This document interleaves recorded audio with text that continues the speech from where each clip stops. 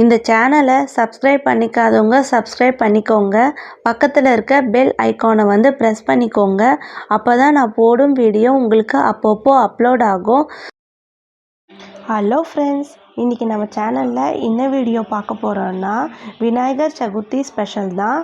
First வந்து இந்த பால் கொழுக்கட்டையை எப்படி செய்கிறதுன்னு சொல்லி பார்த்துடுவோம். அதுக்கப்புறமா இந்த சன்னா சுண்டல் எப்படி செய்கிறதுன்னு சொல்லி பார்த்துடுவோம். ஃபஸ்ட்டு வந்து ஒரு 3 மணி நேரம் ஒரு பேனில் வந்து நான் சன்னா சுண்டலை வந்து ஊற வச்சு எடுத்துக்கிட்டேன். நான் வந்து குக்கரில் தான் வந்து சன்னா சுண்டலை வந்து நான் வேக வைக்க போகிறேன். ஸோ அதனால் வந்து குக்கரில் வந்து ஆட் பண்ணிக்கோங்க சன்னா சுண்டலை.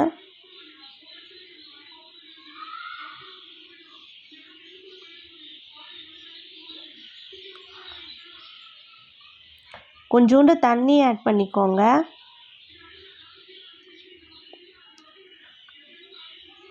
உப்பு ஆட் பண்ணிக்கோங்க. நல்லா ஒரு ஸ்பூனை வச்சு நல்லா மிக்ஸ் பண்ணிக்கோங்க.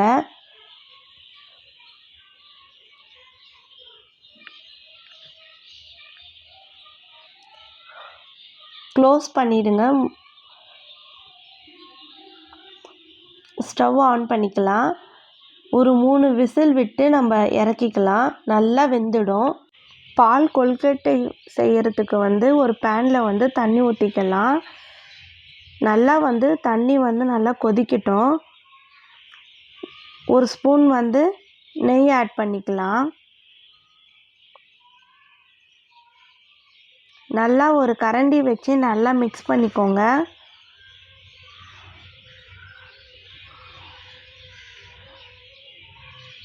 இப்போது அரிசி மாவை வந்து ஆட் பண்ணிக்கலாம்.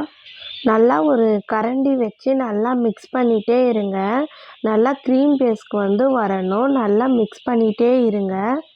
க்ரீம் பேஸ் ஆன பிறகு ஒரு தட்டில் வந்து அந்த மாவு வந்து ட்ரான்ஸ்ஃபர் பண்ணிவிடுவோம். ட்ரான்ஸ்ஃபர் பண்ணிவிட்டு அந்த மாவு வந்து கையில் வந்து ஒட்டவே கூடாது. நம்ம எடுத்து உருண்டையாக பண்ணி ஒரு பிளேட்டில் வச்சுப்போம். ஒரு பேனில் வந்து பால் வந்து கொதிக்க வச்சுப்போம். நான் வந்து பாயில்டு மில்கை வந்து ஆற வச்சுட்டேன். இன்னொரு பேனில் வந்து நம்ம உருட்டி வச்சோம் இல்லைங்களா, அந்த மாவு வந்து ஒன்றா எடுத்து போட்டுக்கோங்க. அப்படியே போடாதீங்க, நல்லா இருக்காது, நல்லா குழஞ்சிரும். அப்படியே போடுங்க. அதுக்கப்புறமா கொஞ்சம் சர்க்கரை வந்து ஆட் பண்ணிக்கோங்க. சர்க்கரை ஆட் பண்ணிவிட்டு நல்லா மிக்ஸ் பண்ணிக்கோங்க. நான் இன்னொரு முக்கியமான டிப்ஸ் சொல்கிறேன். பால் கொழுக்கட்டை வந்து நம்மளுக்கு திக்காக வரணும்னா இந்த மாதிரி வந்து ஒரு சின்ன பவுலில் வந்து அரிசி மாவு 2 ஸ்பூன் சேர்த்துக்கோங்க. கொஞ்சோண்டு வந்து வாட்டர் வந்து ஆட் பண்ணிக்கோங்க. ஆட் பண்ணிவிட்டு ரெண்டுத்தையுமே நல்லா மிக்ஸ் பண்ணிக்கோங்க. மிக்ஸ் பண்ணிகிட்டே இருங்க. அது ஒரு மாதிரி இந்த லிக்விட் ஃபார்மில் வந்து வரும். அவ்வளோதாங்க. நம்ம ஆட் பண்ணிவிட்டு 5 மினிட்ஸ் கழித்து ஸ்டவ் ஆஃப் பண்ணிடலாம். நல்லா மிக்ஸ் பண்ணிக்கோங்க. அவ்வளோதாங்க, சுண்டல் ரெடி ஆகிடுச்சு. பால் கொழுக்கட்டை சூப்பராக ரெடி ஆகிடுச்சு. ஸோ இந்த வீடியோ பிடிச்சவங்க கண்டிப்பாக உங்கள் ஃப்ரெண்ட்ஸ்க்கு ஷேர் பண்ணுங்கள், சப்ஸ்கிரைப் பண்ணுங்கள், பக்கத்தில் இருக்க பெல் பட்டனை வந்து ப்ரெஸ் பண்ணிக்கோங்க.